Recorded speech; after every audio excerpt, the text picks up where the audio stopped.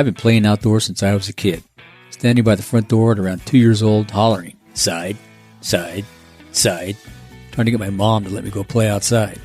Now, after 30 plus years working in the outdoor business, I'm dropping insider conversations every week with the brand leaders, guides, marketers, CEOs, and others to make the outdoor industry a trillion-dollar juggernaut that drives product innovation, revenue, and public policy for everything outdoors. I'm Rick Saez. Welcome to the Outdoor Biz Podcast. Welcome to episode 424 of the Outdoor Biz Podcast. Today I'm speaking with PacAPit creator and founder John Chadwell. The inspiration for PacAPit came from the idea of building a fire they could use while sitting in the water, a fire that people could gather around. PacAPit began in June of 2020, and after John developed the product and got a patent, they began selling in October of 2021. Today they're in all 50 states and about 14 countries. Welcome to the show, John. Good morning. Thank you for having me, Rick. I really appreciate it. I'm excited about being here. Yeah, I'm excited to talk to you. I love talking to you guys that have kind of, started from the ground up, so to speak, on a new product launch. And this is going to be fun because I think as we're talking here this morning, you're headed off to Outdoor Retailer for your first time, right? I am. That's going to be, I'm excited to see what to expect out of it. Conventions and conferences I usually try to stay away from, but this one is kind of interesting to me, so I'm excited about it. I'm sure it'll be an eye-opener for you. Let's start with the idea for PacAPit. Where'd that come from? Sure. It's the COVID baby. This came out, and we invented it in June. My wife and I were at a natural area on the Guadalupe River in the hill country of Texas, and we were sitting in the river, and the sun had begun to set, and I started getting a little chilly and thought, man, it'd be just great to figure out if we could have everything here that we wanted. A campfire would just make it perfect.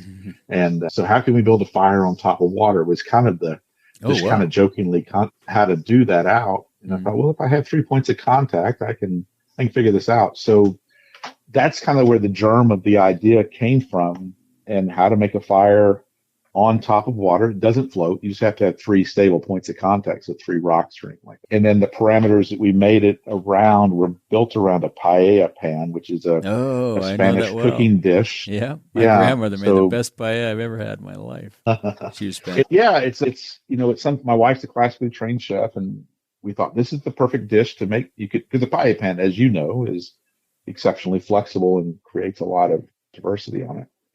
So we worked around that, and that's where it came in. And it took about 16 iterations to get to the fire pit design that I liked. Starting off with a plasma torch and cutting it. I started off with a laser cutter, cutting it out of MDF, not for a fire pit, but just making the pattern.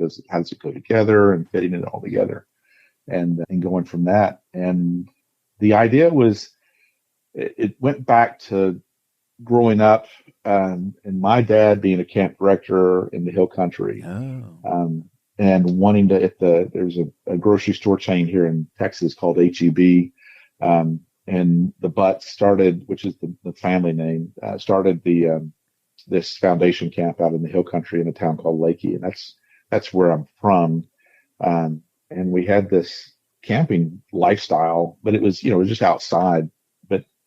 It was always, that nice campfire experience, that pleasantness, and not a burn barrel, not a dish. It was just something that looked always nice. And I wanted to preserve that aesthetic. So that's where that campfire came in. And then the portability of the fire pit became a bigger part about that as well.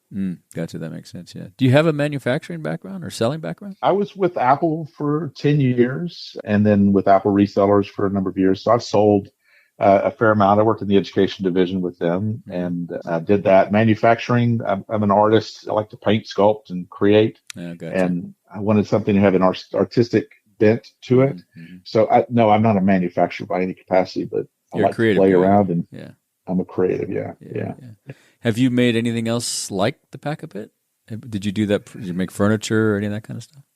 Yeah, so I do custom furniture for folks. I have a line of safari furniture chairs that are collapsible as well. And that's a product line that will go within the PacAPit line. And I do whiskey boxes.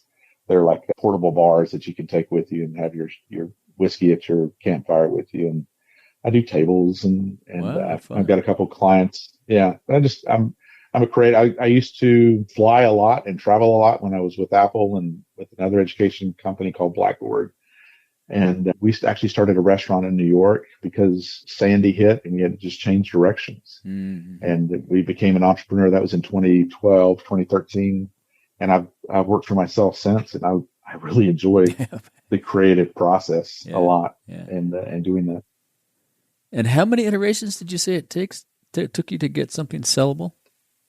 It took me about 16 iterations. Wow. And so I went through different, how does it look? I made it primarily around, I have my grandson, I wanted it so that children could be around the fire pit safely and not nick themselves or scratch themselves and see the fire. I think when they see the fire, they're protected to it. Obviously, supervised. They're protected to it or drawn to it, right? Sometimes they're drawn to, hey, what's that? Whoa, no. They are. Yeah, exactly. Yeah. And it's, if it's something that they can be safe around, that makes it better. Yeah. But I'd soften the edges, soften the corners so that it's not, there's no sharp edges on it that are going to, accidentally scratch somebody or something like that. And the design of it is friendly and it's light enough for people to carry. And it started off at 3/16 inch thick steel, and it was like, that's just too heavy. Right. So I've got, it's 11 gauge on the horizontal surfaces and 14 gauges on the sides. And it's about 23 and a half pounds with the grill, which is heavy, but it's not bad. Not massive. Yeah, exactly.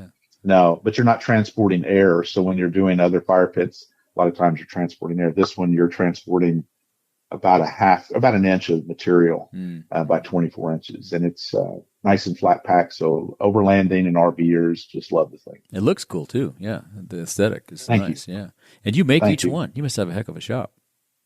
Well, I don't physically make them myself. Okay. I have a company here in San Antonio that does my cutting. Each one of the parts are cut out with a laser. It's a massive laser, and it's an 8,500 watt laser. So it's not your standard, laser, Glowforge or things like that. Mm-hmm.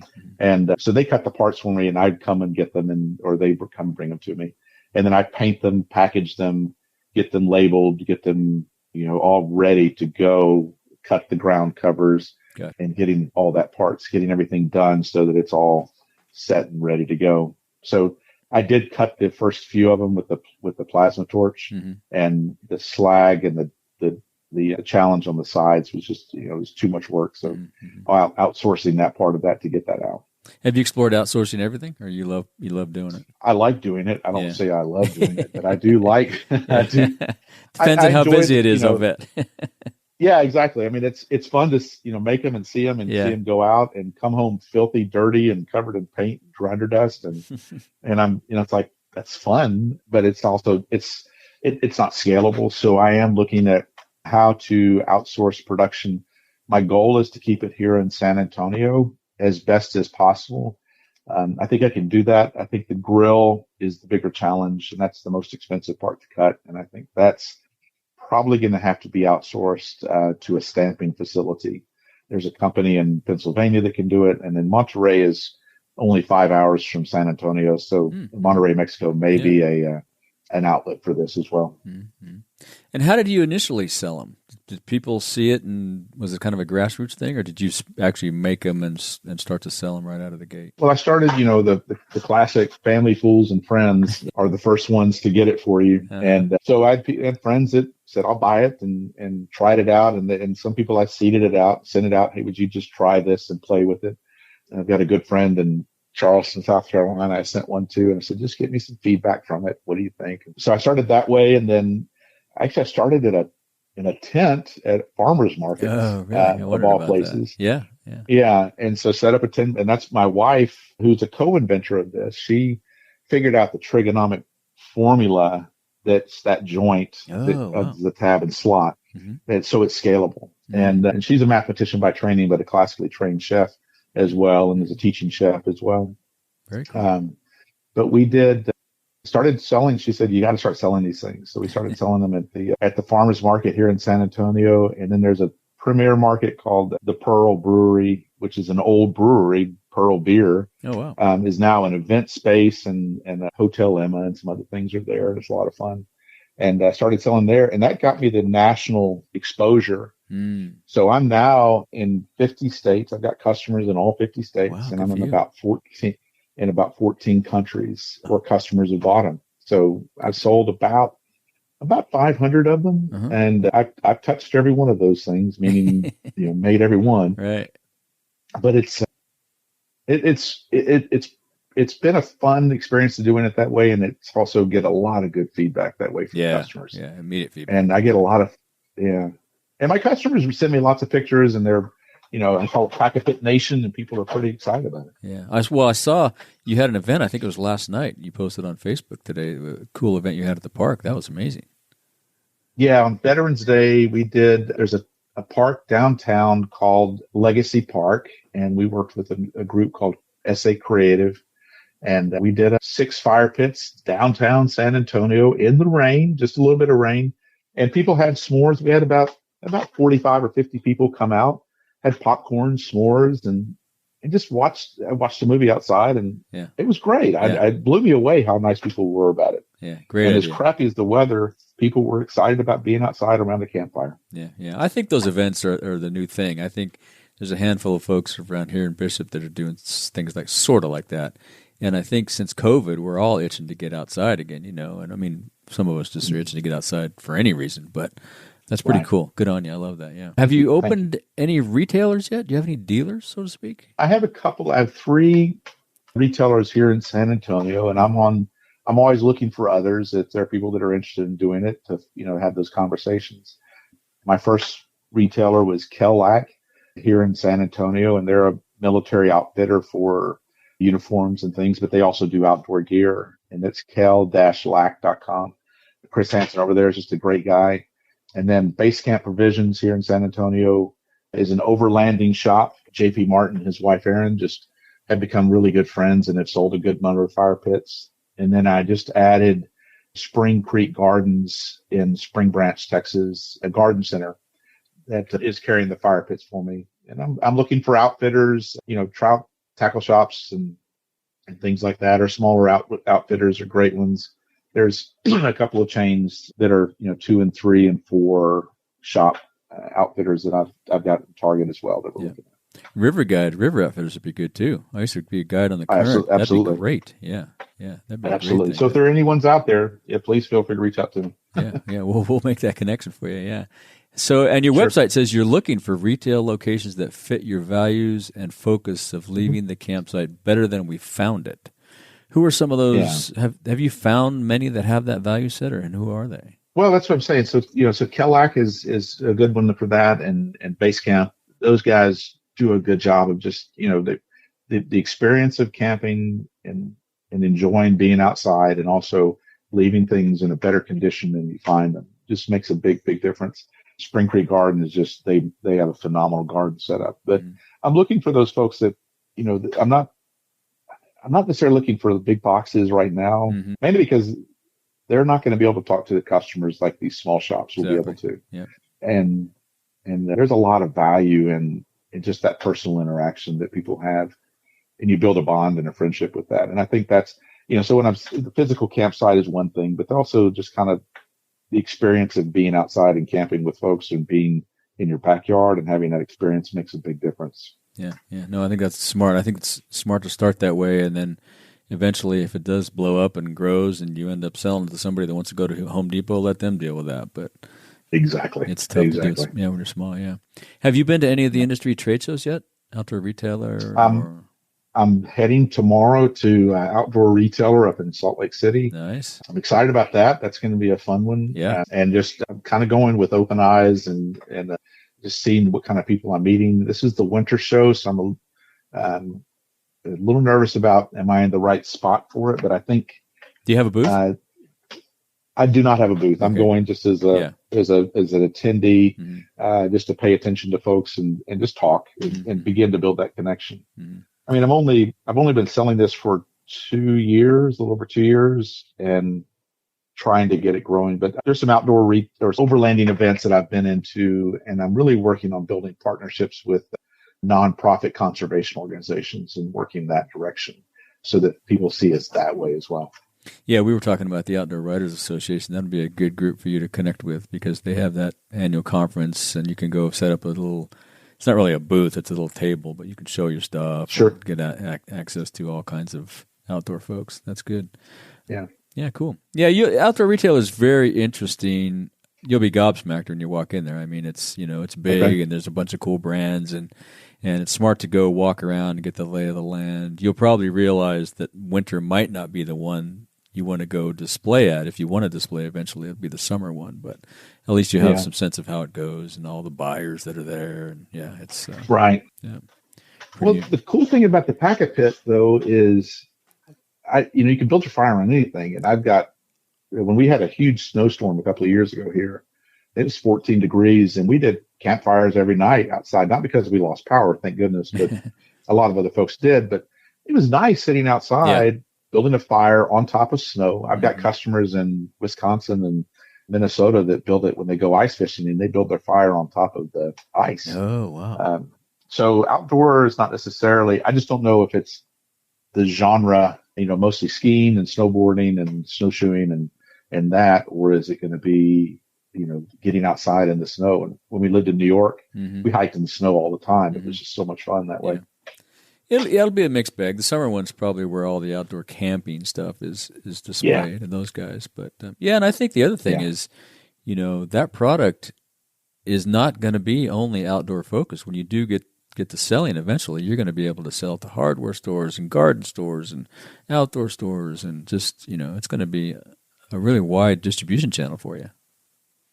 Yeah, most of my customers don't camp. Interesting. Most of but they want that campfire experience. So there's something innately human about being around a campfire, that moment around that.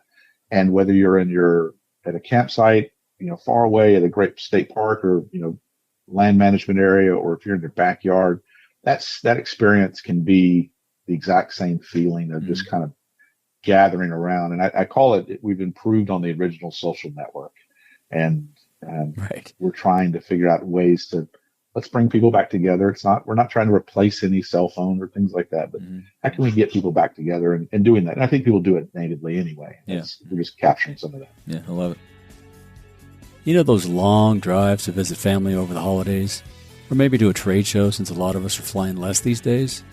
I just want to crush that travel boredom. So I flipped to Audible. Audible is like having a library in my phone. Whether highway mile markers are blowing past like a white picket fence, or I'm racking up more frequent flyer miles, Audible helps me pass the time. I can get lost in a great book, and next thing you know, I've arrived at my destination. Get your free Audible trial today. Sign up at ricksaez.com/audible. There are over 180,000 titles to choose from.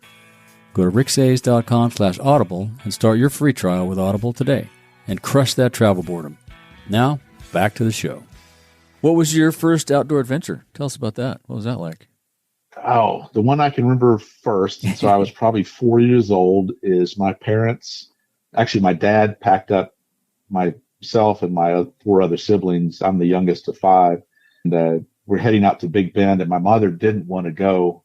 We were in Austin at the time. And then Dad drove off and saw my mom kind of crying in the background. So he turned around and said, "Do you want to go?" And she said, "Yeah, I think I do." So we went camping, and she was not an outdoor person by any capacity, but she had a good time. She's been to Big Bend a number of times before she passed away, but I can remember going out there and staying in the Chiefs Basin in a pop-up tent, hiking down to the window and doing some of those things as a young adult, or as a young, we had some property in South Carolina, and I lived in a 16 by 20 cabin that was built in 1810 when I was in high school. Cool. That my parents had, and no indoor plumbing, outdoor privy, outdoor water. And so that was, it was nice to have that, no electricity.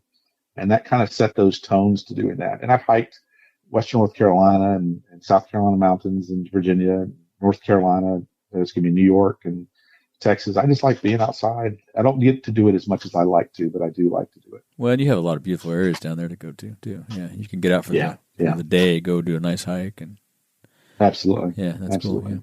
Do you have any suggestions or advice for folks wanting to follow your path, and maybe they have an outdoor product idea, get it started, launch it? Sure. Well, we just got our 2 patents approved 2 Fridays ago. Oh, congratulations! They haven't been an issue. Thank you. And the trademark. And that's a process. And I bring that up in the sense of the advice of that, this whole thing is a process. It's not complicated. There's no sorcery or magic behind it.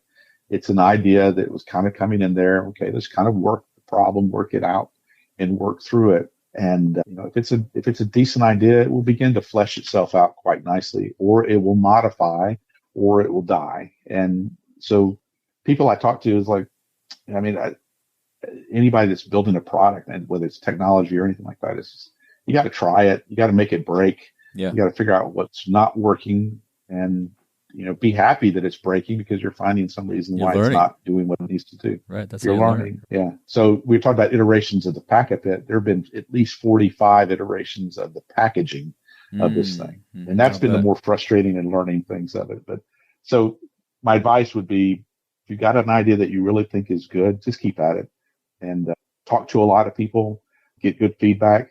I was talking with the Alamo Inventors Group last week, and there is a point where you need to protect yourself and be quiet about stuff, but there's also, most people want to see you succeed and want to be helpful. There are very few people out there that are trying to take your idea. Well, and most people, they might want to, but they don't realize, the time and the energy and the effort. And like you say, you got to just keep going. I mean, you get, how many roadblocks you have to keep going over, climbing over. Oh my God, you just got to keep at it. Yeah. Very cool. And I think that's the business, is you just keep working. I mean, like you were telling on your podcast, you just keep building something, and now you got 400 and how many do you have? 450 podcasts or something? 425, I think, are in the can. I don't think I've published that many yet, but they're all in the can. Yeah. That's remarkable. And that's persistence. Yeah. That's impressive. Either that or stubbornness or both. Yeah. Well, that's part of it too. It takes a little bit of stubbornness to be persistent. Yeah. Exactly. Very good. Yeah. Well, thank you for that. Do you have any products in the pipeline that you can talk about? Any other ideas? Bigger, smaller sizes? What are you thinking? Yeah, so I have two sizes of PacAPits. I have the Medio, which is the medium size, and that has a grill attached to it, and that's $275, and that seems to be doing well.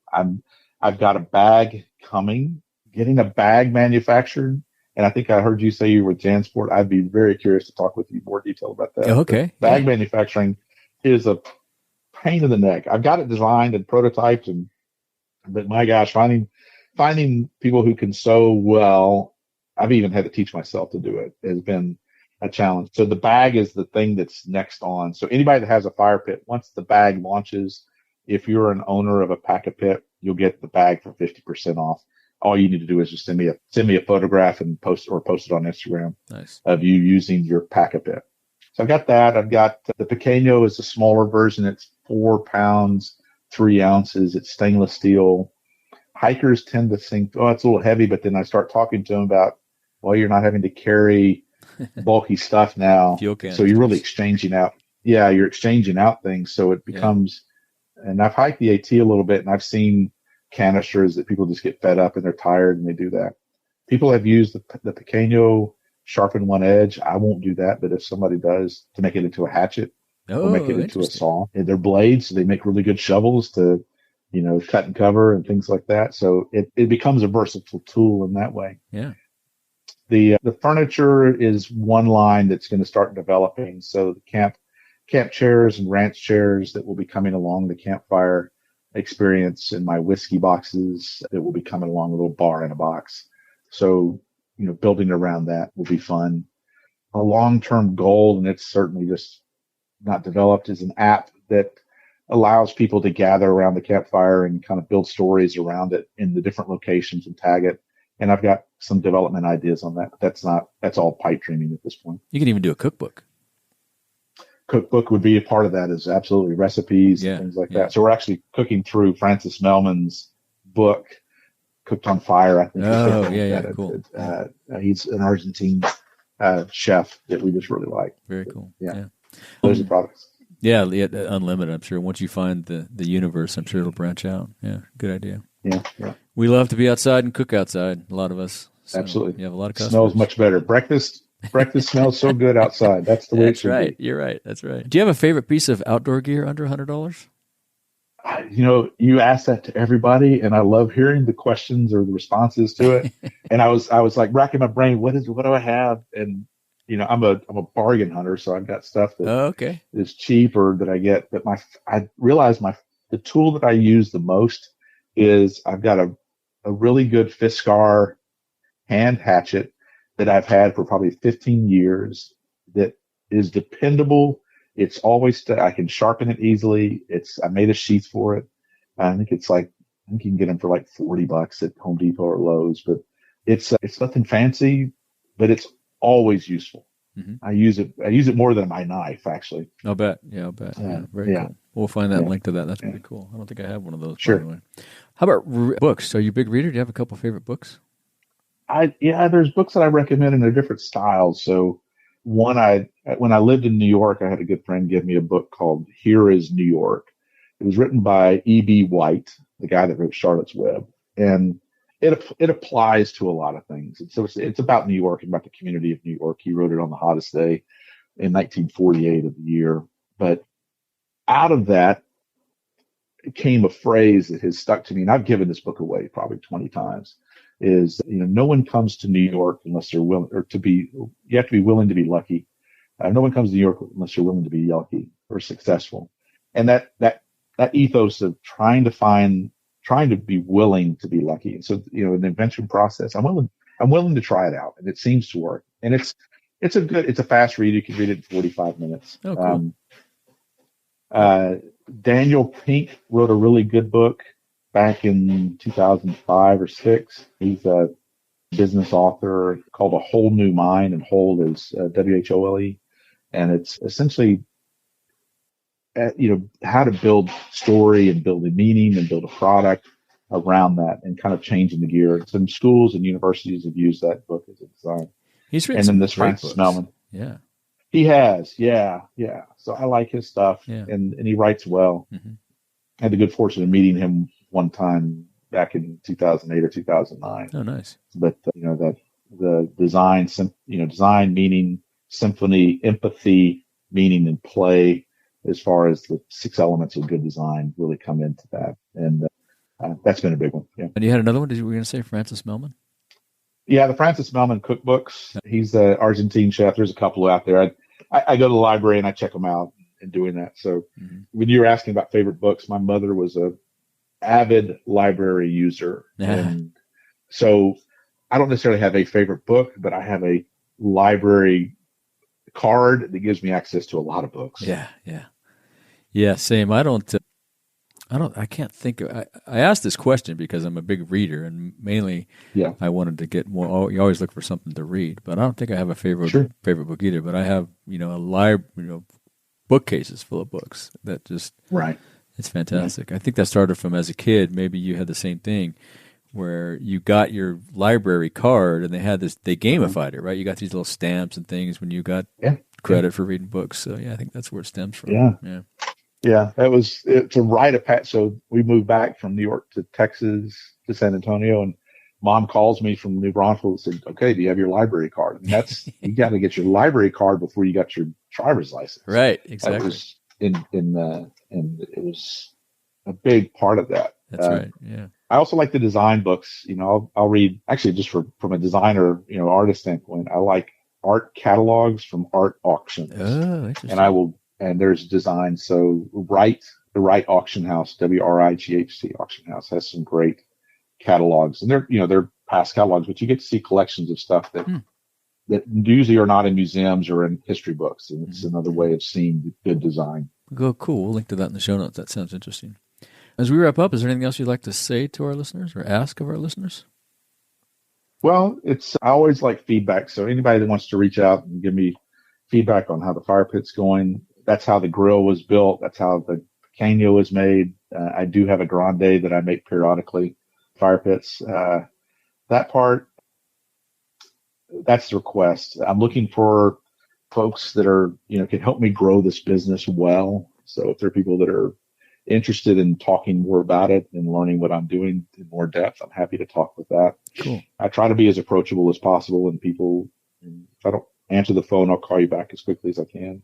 But this invention process has been pretty remarkably rewarding to me. I was just going to say the frustrations it's frustrating. It's a lot like having a child or a grandchild. It's like it really does something impressive. And it's like, why in the world am I doing this? This is so frustrating. So, the advice is just keep, follow something that you really like doing and you figure it out.